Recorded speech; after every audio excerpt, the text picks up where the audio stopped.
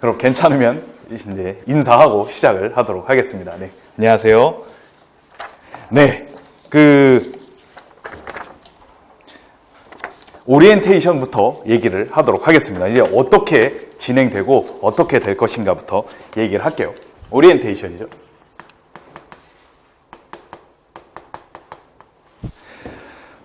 네, 이거 이제 간단하게 얘기를 하고 그 다음에 본격적으로 진행을 하도록 하겠습니다.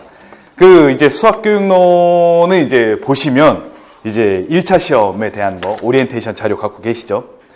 여기 보시면 이제 책들이 아마 익숙한 책들이 있을 거예요. 이게 수학교육 학신론이라든가 교재연구는 아마 한 번쯤은 보셨을 거라고 생각을 하는데, 밑에 세 개는 이제 상대적으로 좀 익숙하지 않을 수도 있는데, 밑에 보시면 중고등학교 교육과정이 있고, 그 다음에 수학학습 지도 원리와 방법이 있고, 수학교육학 신론 2가 있어요. 그러니까 보시면 1번과 2번에 속해 있는 게 이제 좀 굉장히 기본적인 교재로서 한 7, 80% 정도 여기서 출제가 된다고 볼 수가 있고, 나머지 3번, 4번, 5번에서 이제 한 20% 정도 나올 것이라고 예상할 수가 있는데, 원래 예전에는 이제 막 신론과 교재연구 중심으로 굉장히 많이 출제가 됐는데, 이제 이번부터는 논수령이 이제 수학교육론에서 나오지 않게 됨으로써 이제 서술형의 문제 개수가 조금 더 많아지면 이제 상대적으로 범위가 좀 넓어지고 심화적인 부분에서도 조금 더 많이 출제가 될 것이다. 이렇게 볼 수가 있을 것 같아요. 그래서 1번과 2번을 중심으로 하되 3번과 4번과 5번도 이제 잘 생각을 해봐야 되겠다. 이렇게 볼 수가 있을 것 같습니다. 그래서 뒤에 2페이지 보시면 1번이 수학교육학 신론이고, 여기 옆에 2016 개정 증보판이라고 적혀 있는데, 이게 아니면은 이제 요걸로 이제 바꾸셔야 되겠습니다. 이제 옛날 걸 가지고 계신 분도 계셔가지고. 그 다음에 이제 2번은 수학교육과정과 교재연구인데, 이게 이제 제3판이라고 적혀 있어요. 여기 앞에도 보시면 제3판이라고 나와 있습니다. 이게 아니면 역시 이것도 이제 바꾸셔야 되겠죠. 요 두 개는 이제 부교재로서 갖고 계시면 되고, 그 다음에 3번. 교과서 및 지도서 수학과 교육과정. 이제 이것도 굉장히 요즘 중요하게 여겨지고 있기 때문에 교육과정에 대해서도 정말 잘 알 필요가 있습니다. 특별히 이제 1호 개정을 잘 알아두셔야 되고, 아직 공부 개정을 하기 때문에 이제 올해 이제 중학교 2학년이 이제 1호 개정으로 바뀌죠. 중학교 2학년이 바뀌고, 그 다음에 이제 고등학교 이제 2학년 과정에 해당하는 것들도 이제 바뀌게 되는데, 그래도 이제 바뀌는 거지 아직 중학교 3학년이 바뀐 게 아니기 때문에 아직은 공부 개정과 1호 개정을 다 알아야 되고, 이제 비교하는 과정도 상당히 중요하게 생각을 해야 되겠다. 이렇게 볼 수 있을 것 같습니다.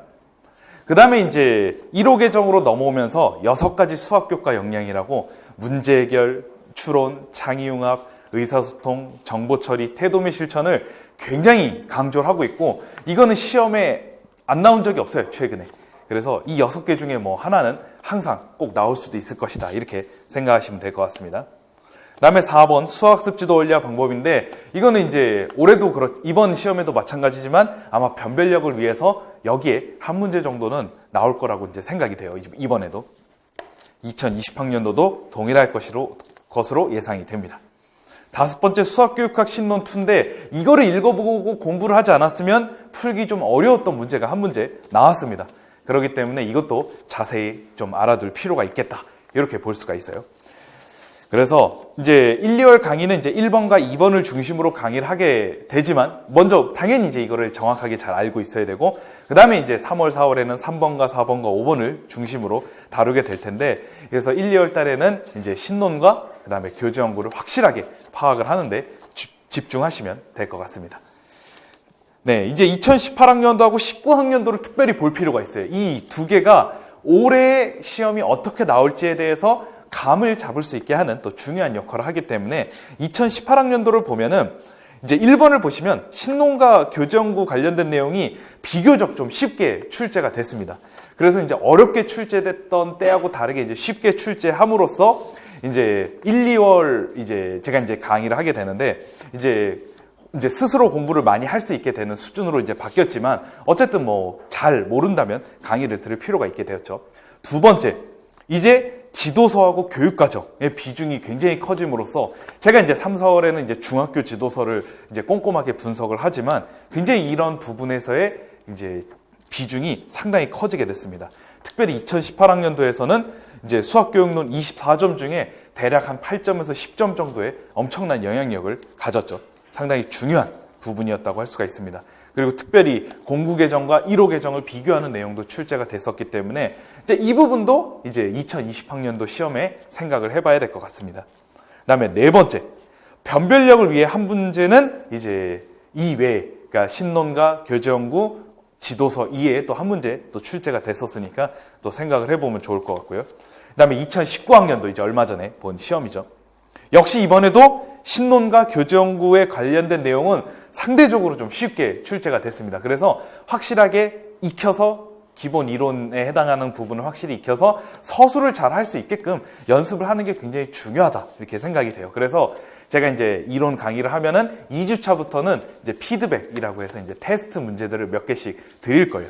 그래서 이제 테스트 문제를 풀어보시고 거기서 이제 자신의 어떤 서술 능력을 가늠하는 것들을 지금부터 하실 필요가 있다 이렇게 볼 수가 있습니다. 그러니까 오히려 이제 이론을 익히는 것도 굉장히 중요하지만 이제 실제로 서술하고 이제 그것을 내 것화 시키는 것이 굉장히 더 중요하다라고 할 수가 있겠죠. 두 번째, 역시 변별력을 위해 한 문제는 이제 좀 어려운 책에서 수학습지도 원리와 방법이나 신론 2에서 이제 나왔는데 이제 이걸 공부하지 않았다면 서술하기 상당히 어려웠을 문제가 출제가 되었습니다.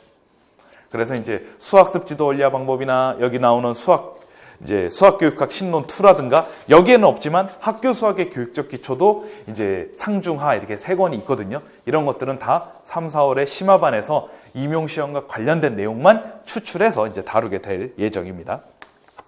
그럼 이제 2020학년도는 어떻게 될 것인가? 이제 이건 예상이고 이제 아마 6월 정도에는 이제 어느 정도 정확하게 출제 범위라든가 그런 것들이 나올 거예요. 출제 범위는 뭐 크게 뭐 변화가 없겠지만 유형이 중요하겠죠. 예를 들어 이제 수학교육론이 이제 총점이 대략 24점이라고 한다면 예를 들어 22점이라면 점수는 고정이 됐거든요. 기입형은 2점, 서술형은 4점으로 고정이 됐으니까 22점이면 뭐 기입형 1문제, 서술형 5문제 뭐 이렇게 나올 텐데 서술형이 원래 이제 작년까지만 해도 3문제로 고정이 됐는데 최소 5문제 아니면 뭐 6문제 이 정도 나오게 될 가능성이 높습니다. 기존의 이제 논술형은 이제 신론과 교재연구를 중심으로 하는 기본 이론을 중심으로 이제 어떤 서론, 본론, 결론 형식으로 짜맞추는 형식이다 보니까 이제 난이도가 높지는 않았어요. 근데 이제 서술형이 이렇게 3문제에서 뭐 예를 들어 6문제까지 늘어난다고 한다면 출제 범위도 좀 늘어날 수 있을 것이다. 이렇게 예상을 할 수가 있겠죠. 그래서 신론과 교재연구를 중심으로 공부를 하시고 그 다음에 이제 지도서도 많이 알아두셔야 되고 그 다음에 수학습지도 원리와 방법, 수학교육학 신론 뭐 이런 이런 것들도 많이 알아두셔야 되겠죠. 그렇게 이제 우리가 예상을 할 수가 있을 것 같습니다. 자, 3페이지로 가시면 이건 이제 수학교육학 신론 교재 책을 중심으로 뭐 이렇게 어떻게 나왔는가 간단하게 이제 서술을 이제 간단하게 이제 해놓은 건데 이거 뭐 참고용으로 보시면 될 것 같습니다. 뒤로 갈게요. 뭐 가다 계속 얘기하면서 중간중간 얘기를 할게요. 이 부분은. 그 다음에 4페이지는 연간 강의 계획으로 1, 2월은 이론, 그러니까 신론을 중심으로 하는 거. 그 다음에 교직 수학이라고 해서 이제 교재 연구를 중심으로 하는 그게 이제 1, 2월이고 3, 4월은 이제 심화 이론과 중학교 지도서 분석. 요 1, 2, 3, 4가 이제 이론 중심의 강의가 되고요. 5, 6월부터는 이제 진짜 첨삭도 이제 진행을 하면서 이제 첨삭도 해보면서 이제 서술에 대한 이제 서술을 많이 해봐야 돼요. 그래서 이제 예전에는 이제 7월부터 서술 연습을 하는 걸 중점으로 뒀는데 이제는 5월부터 아마 이제 이때부터 계속 서술하는데 이제 손을 계속 이제 서술하는 거에 이제 익숙해질 필요가 있다라고 이제 생각이 돼요. 그래서 5, 6월부터는 이제 첨삭이 진행되면서 이제 계속 쭉 그렇게 이어지게 됩니다. 그래서 7, 8월에는 이제 영역별 문제풀이가 되고 9월에서 11월은 이제 막 모의고사, 실전 이제 감각을 익혀야 되니까 모의고사를 보게 되겠죠. 그다음에 2차 대비반. 이제 지금도 이제 2차 이제 오늘 1차 합격자 발표가 나요. 그래서 이제 2차 대비반이 이제 진행하고 있는데 이제 저는 이제 직강과 인강해서 대략 한 이제 40명 정도 이제 봐드리고 있거든요. 그래서 이제 아마 합격을 하면은 이제 저희 수업이 이제 1시에 끝나고 이제 2시까지 뭐 질문 및 그런 것들을 받게 되면 이제 2시부터 이제 1차 합격하신 분들이 이제 오셔서 이제 2차 이제 강의 연습을 할 거예요. 그래서 그렇게 이제 2차 대비반이 진행이 됩니다. 뭐 2차 대비만은 뭐 워낙 이제 변동사항이 많기 때문에 이제 나중에 추후 자세히 공지가 되겠죠. 그래서 어쨌든 11월까지 하면은 이렇게 이제 1차 시험 대비가 마무리가 됩니다. 그다음에 5페이지.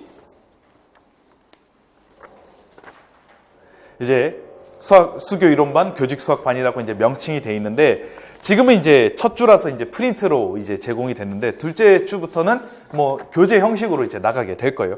이름은 이경우의 수학교육론 해서 이제 수요일이 1이고 이제 금요일이 2 이렇게 해서 이제 교재가 나가게 될 겁니다. 아마 다음 주부터 그렇게 될 것 같아요. 그래서 여기 뭐 수강 대상 읽어보시면 되고 시간은 이제 9시 반부터 10시까지는 항상 이제 문제를 풀이하는 시간을 이제 문제를 풀어보는 시간을 가질 거예요. 이제 선생님들이 제가 낸 문제를 가지고 문제를 풀어볼 건데 이거 풀어보면은 이제 1교시 수업 진행하기 전에 이제 그 해설과 이제 문제를 또 어떻게 냈는지 그런 것들 얘기하고 그다음에 계속 수업을 진행을 할 겁니다. 오늘은 이제 첫날이라서 오리엔테이션으로 이제 진행이 되는 거죠. 그래서 이제 테스트 하는 시간을 이제 꾸준히 가지도록 하겠습니다. 대략 서술형 문제 중심으로 세 문제에서 5문제로 할 건데 뭐 기입형 문제도 있고 여기에는 그래서 이제 기입형도 이제 풀어봐야 되니까 서술형 문제 이렇게 풀어볼 시간을 가질 겁니다. 그래서 이제 전 시간 이제 오늘 이제 열심히 또 강의를 들으신 다음에 그 강의를 들으신 그것을 다음에 또 이제 테스트 문제를 풀어봐야 되겠죠.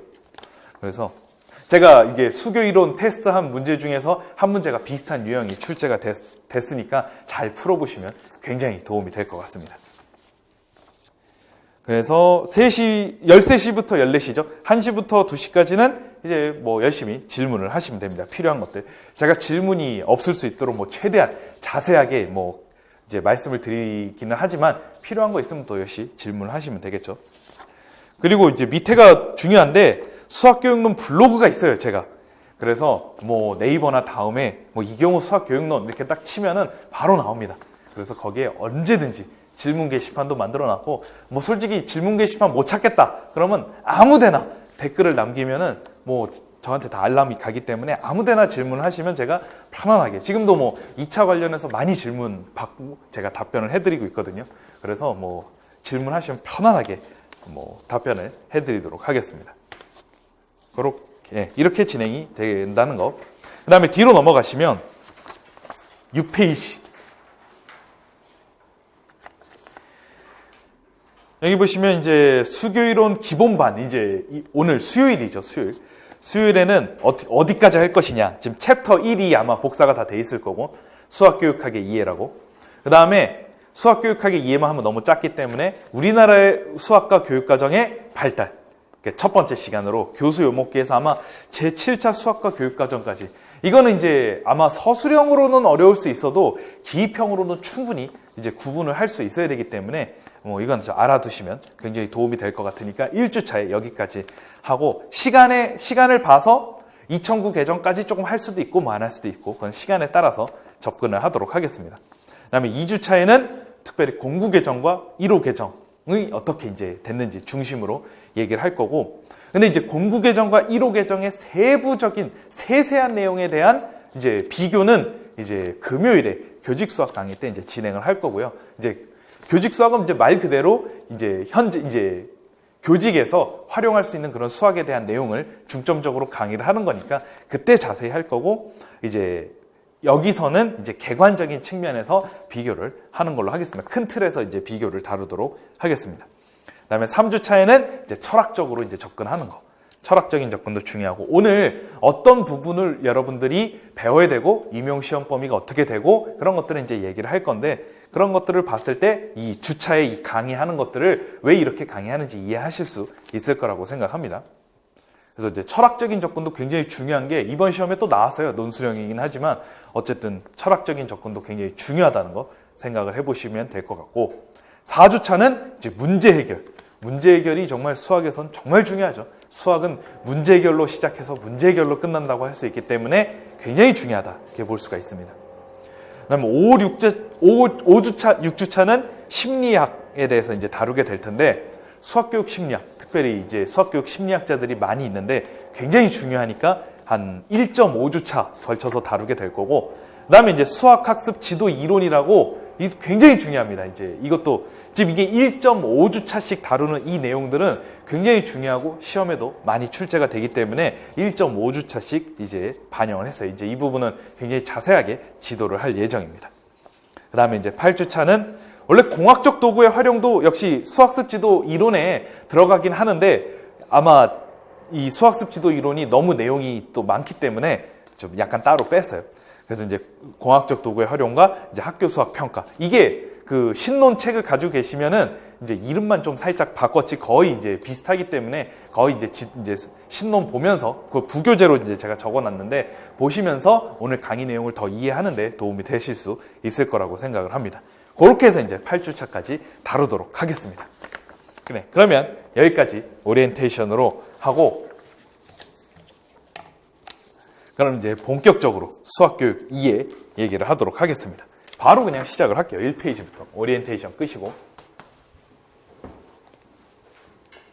그래서 이제 여기서는 이제 중요한 부분이 뭐냐?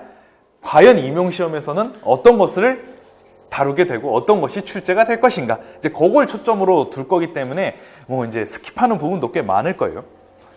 일단 수학교육학은 그 역사적으로 볼 때 전공 수학이라고 할 수 있죠. 이제 전공 내용학인데 우리 뭐 전공 많이 있잖아요. 전공. 그래서 뭐 대수, 해석, 뭐 등등등 이런 부분의 부속 교과로서 이제 역사적으로 그렇게 인식이 되어 왔습니다. 이제 그렇게 됐다가 이제 19세기 말부터 이제 20세기 초로 넘어가는 이때부터 이제 수학 교육이 독립적인 학문이 이제 되려고 열심히 노력을 했고 독립적인 학문이 되기 위해서 어떤 학문들과 연합을 할 필요가 있었는데 대표적인 게 수학과 심리학과 철학입니다. 이 세 개는 수학 교육과 아주 밀접한 관계가 있죠. 전공 수학이라고 할 수 있는 이 대수, 해석 이런 것들로부터 독립되고자 하긴 했지만 결국 수학 교육에서 가르치고자 하는 내용은 어쩔 수 없이 전공 수학 내용이 맞습니다. 당연히 우리가 대수를 가르치는 거고 해석을 가르치는데 이거를 중고등학생들에게 맞춰서 지도를 하는 거죠. 그래서 이제 당연히 전공 수학은 없어서는 안 되는 것입니다. 교육해야 할 내용에 대한 방향을 제시하기 때문이죠. 그리고 심리학이 굉장히 중요한데 이제 특별히 중고등학교에 초점을 맞추는 이상 이들의 심리가 중요합니다. 그래서 이들이 어떤 발달 상태를 가지고 있고 충분히 이런 것들을 배우고자 하는 능력이 되는가 이제 이런 것들을 굉장히 중요하기 때문에 이제 심리학은 학생에게 초점을 맞춘다고 볼 수가 있겠죠. 이제 수학은 이제 교육적 내용에 초점을 맞춘 거고 그 다음에 이제 철학은 중요한데 철학이 중요한 이유는 이제 수학에서는 굉장히 철학적인 관점으로 접근을 굉장히 많이 해왔고 우리가 이제 학문의 양대 산맥이라고 한다면은 철학과 수학이잖아요. 두 학문이 이제 양대 산맥으로서 다른 여러 가지 뭐 경제, 경영 이런 기타 등등의 학문들이 발전해 왔다고 생각을 한다면 이 철학은 굉장히 중요합니다. 이제 목적과 어떤 수학 교육의 이론적 토대를 제공하기 때문에 이 세 가지가 중요하고 당연히 이 세 가지는 다 시험 범위에 들어있는 것입니다. 임용 시험 범위에. 뒤로 넘어가겠습니다. 2페이지. 이제 수학과 수학교육학 세 가지를 얘기했잖아요. 수학, 그 다음에 심리학, 철학. 이런 것들과 수학교육이 연합하면서 독자적인 학문으로서 이제 발전을 하게 됐죠. 그래서 수학과 수학교육학. 이제 독자적인 발달 과정을 보면 이 발달 과정이 지금의 1호 개정, 2015 개정의 교과서에 굉장히 많은 영향을 미쳤습니다. 일단 뭐 클라인 보시면 수학교육, 여기 클라인 나와 있죠. 현대 수학교육의 아버지라고 불릴 정도로 많은 기여를 하였다. 먼저 넘어가고 페리를 보면은 수학 교수에 대한 보다 이게 굉장히 중요한데 이 부분이 굉장히 중요해요. 직관, 그다음에 실험 이런 것들이 굉장히 중요한데 이제 예전에는 이제 새 수직이 등분선의 교점이 한 점에서 만난다. 우리 그 외심이잖아요, 외심. 요거 외심을 지도할 때 우리가 기호를 이용해서 이제 논리적으로만 이제 지도를 했단 말이에요. 근데 지금 현재 1호 개정에서는 모든 교과서가 무조건 종이 접기부터 시작을 합니다. 최소한. 그러니까 종이 접는 거죠. 수직 이등분선에 이제 접으려면 어떻게 돼요? 이 BC를 딱 맞물리게끔 접으면 요 선분이 생기게 되겠죠. 수직 이등분선이. 보시면 알겠지만 수직 이등분선이 꼭 여기 꼭지점에 만나는 건 아닙니다. 어쨌든 접으면 그 무늬가 나타나겠죠. 그럼 역시 이쪽에도 접어보고 이쪽도 접어보고 한 점에서 만난다는 걸 확인을 시킵니다. 이등변 삼각형에서도 마찬가지죠. 두 밑각의 크기가 같다라는 것을 증명하려면 합동 조건을 이용해서 증명을 하겠죠. 정당화를 할 거예요. 합동 조건을 이용해서 보일 텐데, 근데 그 기호를 사용하기 전에 어떻게 합니까? 접어봐서 확인을 시켜요. 실제 실험을 시켜가지고 B하고 C가 딱 맞물리네? 이제 요거를 먼저 인식을 시킵니다. 이게 이제 굉장히 중요하죠. 그래서 이제 지난 2차 시험에서도 그 삼각형의 닮음 조건이라고 이제 시험에 출제가 됐는데, 2차에서 출제가 됐는데, 단순히 뭐 무조건 막 논리적으로만 설명하는 게 아니라 막 이제 종이를 가지고 활용하거나 실제로 발견해 나가는 이런 과정들을 굉장히 넣었어요, 그거를. 그러니까 무조건 그건 지도해야 되는 내용입니다. 그러니까 이제 1호 개정의 교과서를 보면 무조건 막 기호를 이용해서만 설명하는 게 아니라 무조건 실험이나 관찰, 그리고 이제 이따가 나오겠지만 실생활과 관련된 것에서부터 시작을 해요. 이런 것들이 1호 개정의 바탕입니다. 1호 개정에서 무조건 처음부터 막 기호를 이용해서 논리적으로 막 이렇게 막 A, B하고 AC가 같으니까 뭐 어쩌고 저쩌고 하면서 요것만 있는 게 아니라 요것이 항상 직관, 실험, 실생활이 기초가 된다. 요게 이제 굉장히 중요한데, 이게 이제 20세기 수학교육론이 이제 발전이 되면서부터 이제 이런 것들이 얘기가 많이 되기 시작을 했죠. 그 다음에 이제 무어를 보시면 이제 두 번째 줄에 증명의 발견 활동, 요것도 이제 굉장히 중요합니다. 증명, 발견. 이거 다 지금 시험 범위예요. 발견하는 과정. 아주 굉장히 중요하죠. 그냥 증명을 그냥 세 수직이등분선은 한 점에서 만난다 해서 그냥 일자로 쭉 하는 게 아니라 이거를 어떻게 이런 증명 과정들이 이끌어지게 되었는가. 이제 이런 것들을 발견하는 과정도 상당히 중요하게 됐다라는 거죠. 예를 들어 이런 거죠. 두 대각선이 수직으로 만나고 서로 이등분하는 사각형은 어떤 사각형일까? 이런 질문을 해보는 거예요. 예전에는 어떻게 하냐면은 두 대각선이 수직으로 만나고 서로 이등분하는 사각형은 마름모이다 하고 그거에 대한 이제 증명 과정만 쭉 했는데, 이제 이런 질문들을 해보는 거죠. 결과를 얘기하지 않거나 결과를 얘기하지 않고 이거 어떻게 되겠는가? 그러면 학생들이 열심히 이제 나아가 보겠죠. 열심히 이제 증명 과정을 찾을 수도 있는 거고, 아니면 이제 반대로 증명이 돼 있는 것을 가지고 이런 것들이 증명이 어떻게 이루어져 있는가, 그것도 살펴보는 거죠. 아마 전공 수학을 봐서 알겠지만 전공 수학은 이거죠. 데피니션이 있고 시어렘이 있고 프루프가 있고, 그러니까 뭐 중간 렘마가 있을 수도 있겠지만, 그럼 그냥 계속 그거 반복이에요. 이렇게 중고등학교에서 지도를 한다. 그럼 중고등학생들이 이제 수학을 하기 싫겠죠. 그러니까 어떻게 합니까? 혹시 이렇게 나왔을지 모르지만 이렇게 나온다 하더라도 이 과정들을 발견해 나가는 과정이라든가, 아니면 결과를 숨기고 이 결과, 마름모라는 결과를 숨기고 찾아나가는 과정, 이런 것들이 이제 많이 반영이 돼 있다라는 것입니다. 그 다음엔 이제 직관과 통찰도 굉장히 중요한 거죠. 직관적으로 어떤 답을 내는 것도 상당히 중요하다고 할 수가 있습니다. 그 다음 밑에 보시면 역사 발생적, 이제 수학자들의 연구 과정, 이런 것도 굉장히 중요하죠. 역사 발생적 원리라고. 모든 수학은 당연히 그 발견 과정이 있습니다. 그리고 특별히 미분이나 적분, 그리고 이제 음수 같은 경우, 이제 아마 수학사를 조금 보시면 이런 것들을 들었을 거예요. 음수가 굉장히 발견되기가 어려웠죠. 아예 음의 근이 나오면 이제 아예 없던 근이다, 이제 이렇게 생각을 해왔던 시절이 많았기에 음수는 수학자들도 상당히 인식하기가 어려웠습니다. 미분과 적분도 마찬가지죠. 발견하고부터 뭐 적분은 기원전 3세기부터 나왔다고 치지만 그것이 계속 발전해 가면서 상당히 이제 많은 어려움을 겪었고, 뭐 뉴턴과 라이프니츠가 미분에 대해서, 적분에 대해서 얘기를 하긴 했지만 그것이 논리적으로 정립되지 않음으로써 상당히 많은 비판을 받아왔었죠.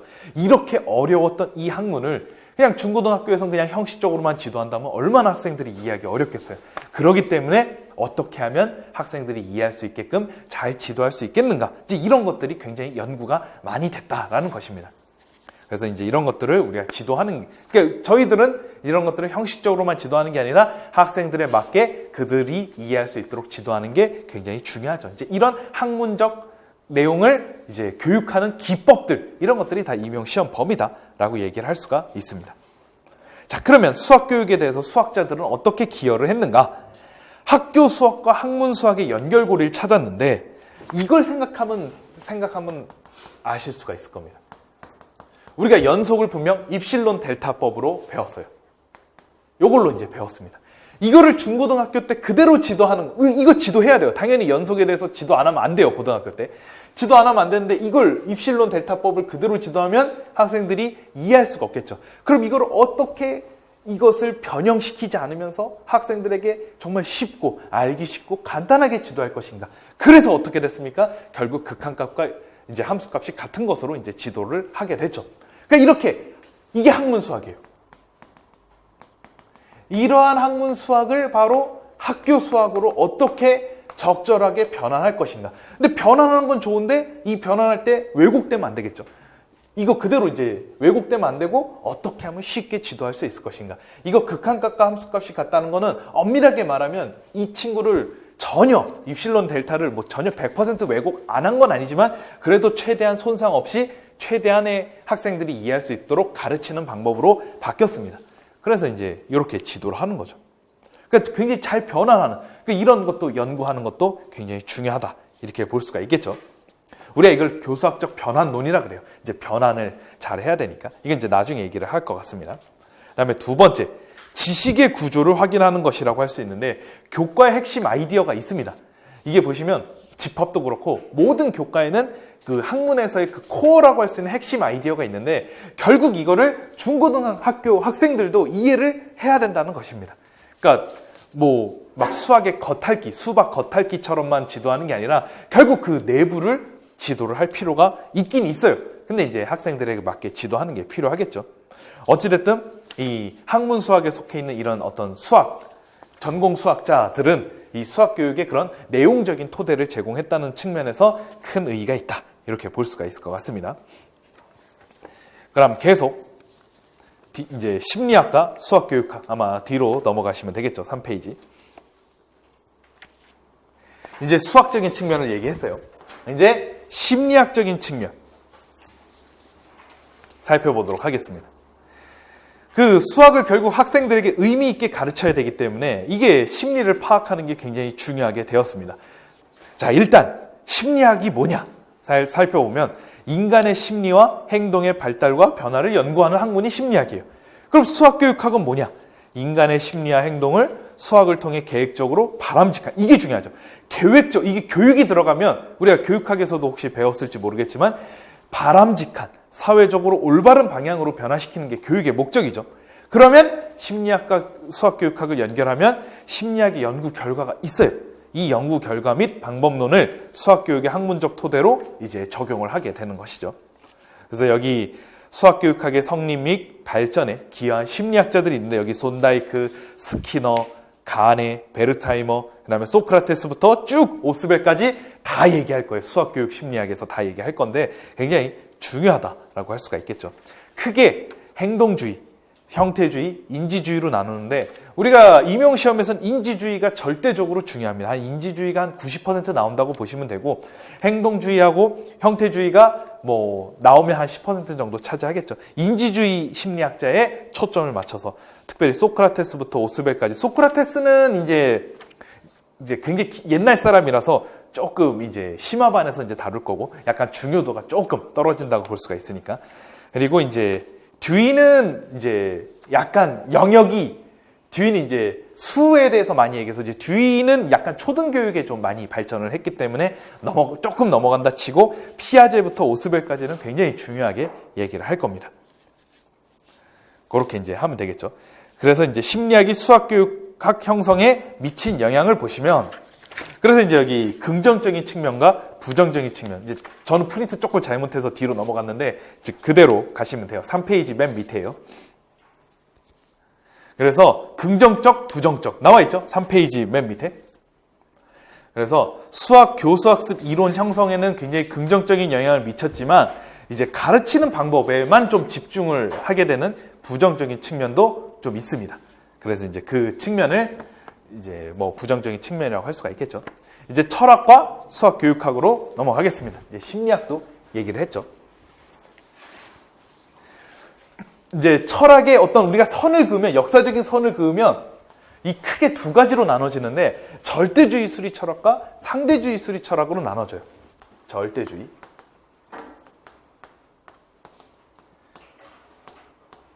그리고 이게 올해 이번 시험에 이제 출제가 됐었습니다.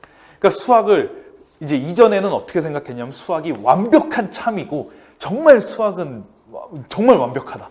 이거는 모순이었고 이제 무모순이고 이제 더 이상 뭐 바뀔 거 없다. 이렇게 완벽하게 생각을 하다가 1931년에 괴델의 불완전성 정리가 밝혀짐으로써 어쨌든 수학은 그 공리 체계 내에서는 문제가 없지만 사실 이제 수학 자체가 불완전하다는 것을 증명을 한 거죠. 그럼으로써 이제 상대주의 수리 철학이고 실제로 저희가 이제 1호 개정에서 다루는 것은 거의 뭐 당연히 상대주의 수리 철학적 관점으로 다루게 되죠. 하지만 그렇다고 절대주의 수리 철학적 관점이 뭐 중요하지 않은 건 아니라고 할 수가 있습니다. 근데 우리가 상대주의 수리 철학에 초점을 두고 얘기를 하게 되죠. 그래서 이번 시험에서는 이제 상대주의 수리 철학에서만 출제가 됐는데 절대주의 수리 철학도 이론적 그 토대를 알고 있으면 좋겠죠. 이건 이제 철학 할 때 자세히 얘기하도록 하겠습니다.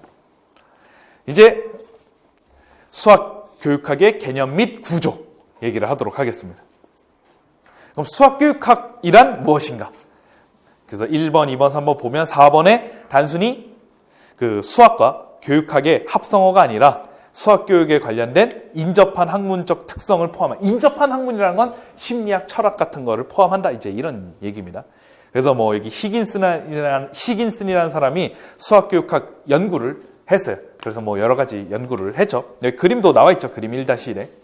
요걸 한번 쭉 보시면은 결국 수학, 심리학, 사회학, 철학이 이렇게 이제 융합하게 되면 뭐 수학, 심리학이 연결되면 뭐 수학, 심리학, 수학, 사회학, 뭐 수학, 철학, 심리학 뭐 이렇게 뭐 된다. 이렇게 할 수가 있어요. 뭐 이거 그냥 한번 읽어보세요. 그 다음에 이제 중요한 게 밑에 수학교육학의 핵심 구조 모형 2번 보이시죠? 수학교육학의 핵심 구조 모형 요거 살펴볼게요. 적을게요.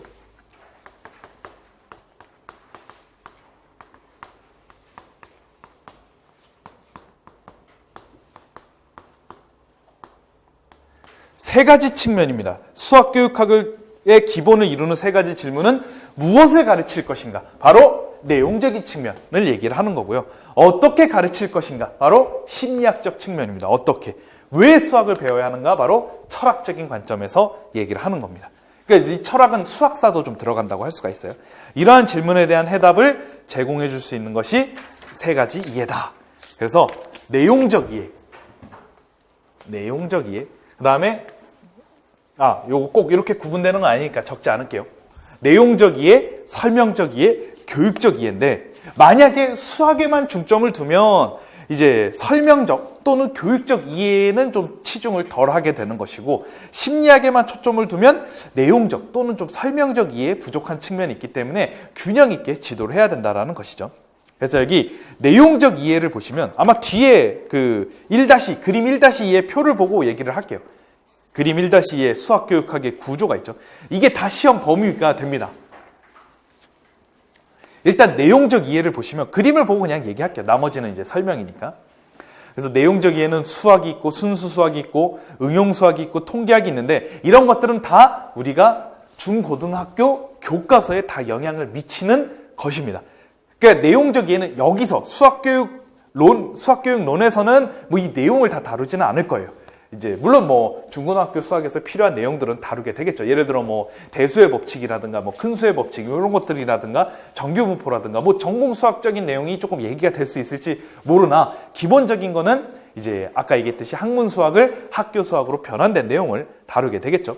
그러니까 이런 내용적인 측면은 이제 우리가 진짜 전공 수학에서 얘기가 되겠죠. 그다음 밑에 보시면 이제 수학사. 그 다음에 이제 설명적 이해는 이제 내용적 이해에 좀 더 풍성한 이해를 바탕으로 할 수 있는 어떤 우리가 이제 좀 더 살을 붙인다고 해야 될까요? 즉, 철학과 역사가 여기에 들어가는 거죠. 그래서 여기 설명적 이해는 그래서 수학사도 우리가 아까 역사 발생적 원리를 얘기했지만 이것도 중요한 시험 범위 중에 하나입니다. 역사 발생적 원리도 중요하죠. 모든 수학은 당연히 수학자가 개발을 했을 겁니다. 이거를 학생들이 어떻게 이제 수학자들이 했던 그 발자취를 따라오게 할 수 있을 것인가? 그런 것들을 어떻게 실생활 가운데서 적용할 수 있을 것인가? 이게 굉장히 중요하다고 할 수가 있겠죠. 그러니까 수학자들도 분명 이런 수학을 개발하는 데 있어서 어려움을 겪었을 것인데 이런 어려움 무시하고 형식적으로만 가르치면 굉장히 학생들이 어려워하기 때문에 그런 것들을 이제 잘 지도를 하는 방법들이 개발이 많이 됐죠. 특별히 이제 음수지도, 이제 금요일에는 이제 정수지도, 음수지도를 굉장히 중요하게 1주차에 얘기를 하게 될 텐데 정말 다각도로 지도 방법들이 많이 개발이 돼 있습니다. 어쨌든 교재연구라는 책 자체는 조금 혼자 하기에는 좀 어려운 이제 측면도 있기 때문에 제가 자세하게 설명을 해드리도록 하겠습니다. 그 다음에 이제 계속 가면은 수학 기초론. 이제 수학 기초론은 이제 수학의 어떤 기초를 쌓으려고 했어요. 이제 무너지려고 했었거든요. 이제 논리적인 막 역설이 발견되면서 수학 기초론. 계속 그림 1-2 보고 있는 거예요. 그림 1-2. 그래서 그림 1-2에 수학 기초론이 있죠. 그래서 수학 기초론은 이제 논리적으로 이제 문제가 발생하게 역설이 이제 나오기 시작하면서 그래도 계속 기반을 쌓으려고 했는데 열심히 기반을 쌓으려고 했어요. 그래서 이제 그래도 수학은 완벽하다 이렇게 가려고 했는데 결국 무너지게 됐죠. 이제 괴델의 불완전성 정리로. 그다음에 이제 수리 철학도 있고 논리학, 사상사 이런 것들이 있어요. 그러니까 철학과 수학사도 역시 시험 범위에 들어간다는 거죠. 그다음에 이제 교육적 이해. 저희가 이제 생각해야 될 가장 중요한 건 교육적 이해죠. 그래서 여기 뒷페이지 넘어가시면 이제 세부 영역에 대한 설명이 있는데 그거 보면서 얘기를 하도록 하겠습니다. 세부 영역이죠.